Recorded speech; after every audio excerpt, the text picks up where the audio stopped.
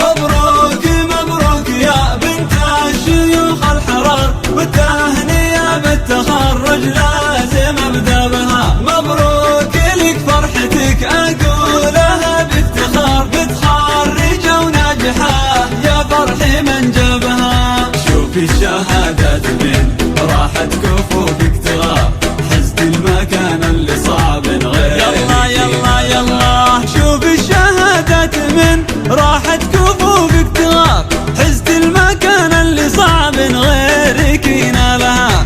تشهد لك المدرسة ويدون كتابها، وامك تمايل وترقص لك يمين ويسار، وابوك يفخر بافعالك ويذهبها، وابوك يفخر بافعالك ويذهبها.